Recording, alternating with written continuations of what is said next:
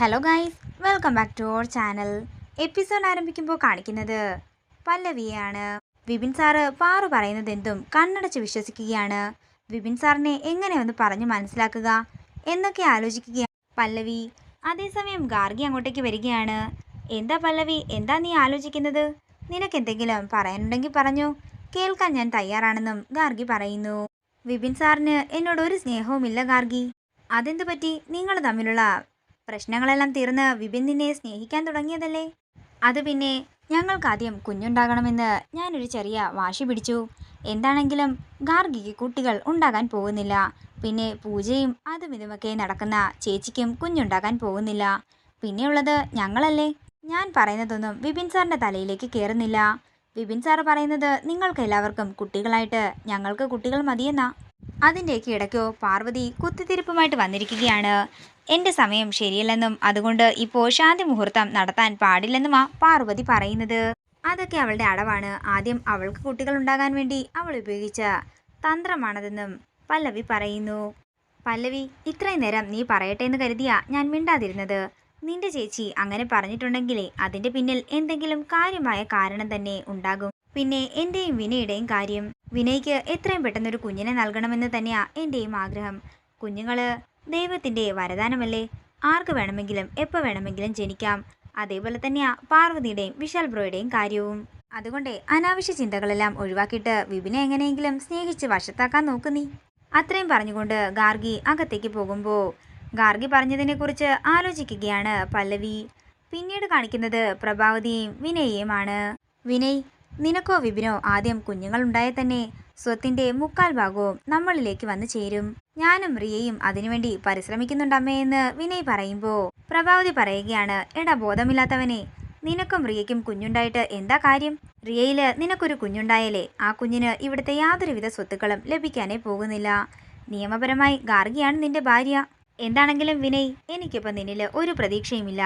ഞാനിപ്പോൾ കരുതുന്നത് വിപിനും പല്ലവിക്കും ആദ്യം കുട്ടികൾ ഉണ്ടാകട്ടെ എന്നാ. അല്ലമ്മേ, ഗാർഗിയെ ഡിവോഴ്സ് ചെയ്ത് റിയയെ കല്യാണം കഴിച്ച് ഒരു കുഞ്ഞുണ്ടായാൽ പ്രശ്നം തീർന്നില്ലേ? എൻ്റെ വിനയ്, അതൊക്കെ നടത്തിയെടുക്കുമ്പോഴേ എൻ്റെ മൂക്കിന്ന് പല്ല് വരും. അതേസമയം പല്ലവി അങ്ങോട്ടേക്ക് വരികയാണ്. പ്രഭാവതി പല്ലവിയെ വിളിച്ച് ചോദിക്കുകയാണ്, അല്ല മോളെ, നിങ്ങളുടെ ശാന്തി മുഹൂർത്തം ഇതുവരെ കഴിഞ്ഞില്ലല്ലോ. ഇനി അതെപ്പോഴാണ് നടക്കുന്നത്? അതൊന്നും ഉടനെ നടക്കില്ലമ്മേ. ചേച്ചിയും അമ്മയും തമ്മിൽ ഇതിനെപ്പറ്റി സംസാരിച്ചിരുന്നു. സമയം കൊള്ളില്ലെന്നാ പറഞ്ഞത്. 2 മാസം കഴിഞ്ഞേ ഇനി ശാന്തി മുഹൂർത്തം നടത്താൻ പാടുള്ളൂ. അല്ല മോളെ, ഈ സമയദോഷം മാറാനായി പരിഹാര പൂജയൊന്നുമില്ലേ എന്ന് പ്രഭാവതി ചോദിക്കുമ്പോൾ അതിനെക്കുറിച്ചൊന്നും എനിക്കറിയില്ലെന്ന് ഗാർഗി പറയുന്നു. തുടർന്ന് പ്രഭാവതി പറയുകയാണ്, വിനയ്, ഞാൻ പറയുന്നത് പോലെ നാളെ നീ ചെയ്യണം. നാളെ ഈ വീട്ടിലെ ഒരു ഭൂകമ്പം തന്നെ നടക്കും. അത്രയും പറഞ്ഞ് ചിരിച്ചുകൊണ്ട് നിൽക്കുകയാണ് പ്രഭാവതി. നേരം പുലർച്ചെയാകുന്നു. പിന്നീട് കാണിക്കുന്നത് ഗായത്രിയുടെ ഫോട്ടോയ്ക്ക് മുന്നിൽ വിളക്ക് വെക്കുന്ന പാറുവിനെയാണ്. അതേസമയം മണിക്കുട്ടൻ അങ്ങോട്ടേക്ക് വരികയാണ്. പാറു, ഈയിടെയായിട്ട് നീ എന്നെ ശ്രദ്ധിക്കുന്ന പോലുമില്ല. അച്ഛനും അമ്മയും ഇല്ലാത്ത എനിക്ക് നീയല്ലേ എൻ്റെ അമ്മ. എൻ്റെ മണിക്കുട്ട, ഇവിടുത്തെ തിരക്കുകളെല്ലാം നിനക്കറിയാവുന്നതല്ലേ. നിനക്ക് എപ്പോൾ വേണമെങ്കിലും എന്തിനു വേണമെങ്കിലും എൻ്റെ അടുത്ത് വരാം. നിനക്കുള്ള പരിഗണന എപ്പോഴും നിനക്ക് തന്നെ ഉണ്ടാകും. ശരി പാറു, ഞാനിതൊക്കെ ചുമ്മാ പറഞ്ഞതാ. നിന്റെ കാര്യങ്ങളെല്ലാം നീ നോക്കണം എന്ന് പറഞ്ഞുകൊണ്ട് മണിക്കുട്ടൻ അവിടെ നിന്ന് പോകുന്നു. പെട്ടെന്ന് പാറുവിനെന്തോ ദിവ്യദൃഷ്ടി ഉണ്ടാവുകയാണ്. തീയുടെ നടുക്ക് നിന്ന് ഉരുകുന്ന ഗായത്രിയാണ് പാറു കാണുന്നത്. പെട്ടെന്ന് ഞെട്ടലോടെ കണ്ണു തുറന്നിട്ട് പാറു പറയുകയാണ്, എൻ്റെ ദൈവമേ, ഞാൻ എന്താ ഈ കണ്ടത്? തീയിൽ നിന്ന് ഉരുകുന്ന ദൈവമയല്ലേ ഞാൻ കണ്ടത്. തുടർന്ന് ദൈവമയ്ക്കൊന്നും വരുത്തല്ലേ എന്ന് പാറു ഉദയനൂർ അമ്മയോട് പ്രാർത്ഥിക്കുകയാണ്. പിന്നീട് കാണിക്കുന്നത് വിശാലിനെയും ഗോപിനാഥിനെയുമാണ്. തമ്മിൽ സംസാരിച്ചു കൊണ്ടിരിക്കുമ്പോൾ ഒരു പെട്ടിയുമൊക്കെ ആയിട്ട് പ്രഭാവതിയും വിനയും അങ്ങോട്ടേക്ക് വരികയാണ്. ഞാൻ ഇവിടുന്ന് പോവുകയാണ്. കൂട്ടത്തിൽ വിനയും വിപിനും എൻ്റെ ഒപ്പം ഉണ്ടാകും. ഞങ്ങളോട് ചെയ്ത എല്ലാ സഹായത്തിനും നന്ദി. നിങ്ങളെ ഉപദ്രവിക്കാനായിട്ട് ഞങ്ങൾ ഇനി ഇങ്ങോട്ടേക്ക് വരികയില്ല. അമ്മ എന്തിനാ പോകുന്നതെന്ന് വിശാൽ ചോദിക്കുമ്പോൾ ഇനി ഒരു നിമിഷം പോലും ഞാനിവിടെ നിൽക്കില്ലെന്നും ഞങ്ങൾക്ക് പോകണമെന്നും പ്രഭാവതി പറയുന്നു. അതേസമയം ഹാളിലേക്ക് എല്ലാവരും വരികയാണ്. തുടർന്ന് ഗോപിനാഥ് പറയുകയാണ്, എൻ്റെ വിശാൽ, അവൾക്കിവിടെ എന്തൊക്കെയോ അസൗകര്യമുള്ളത് കൊണ്ടല്ലേ പോവുകയാണെന്ന് പറയുന്നത്. അവർ പോകുന്നെങ്കിൽ പോകട്ടെ.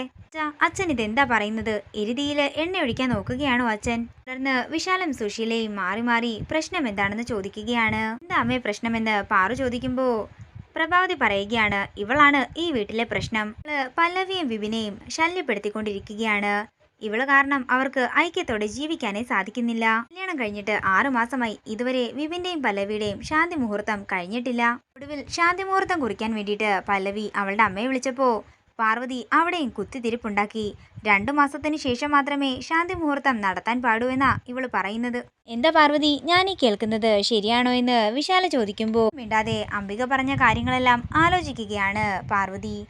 ഇത് കാണുന്ന പ്രഭാവതി പറയുകയാണ്, കണ്ടില്ലേ, ഞാൻ പറഞ്ഞത് സത്യം തന്നെയാ. കാരണമാ വിപിനും പല്ലവിക്കും ശാന്തി മുഹൂർത്തം നടക്കാത്തത്. ഇത് കേൾക്കുന്ന വിശാല് ദേഷ്യത്തോടെ പാർവിനെ നോക്കുകയാണ്. ഇതോടുകൂടി ഇന്നത്തെ എപ്പിസോഡ് ഇവിടെ തീരുകയാണ്. വീഡിയോ ഇഷ്ടമായെങ്കിൽ മറക്കാതെ ലൈക്ക് ചെയ്യുക, ഷെയർ ചെയ്യുക, കമൻറ്റ് ചെയ്യുക. കൂടുതൽ സീരിയൽ അപ്ഡേറ്റ്സിനായി മറക്കാതെ സബ്സ്ക്രൈബ് ചെയ്യുക നയൻസ് ക്രിയേഷൻസ്.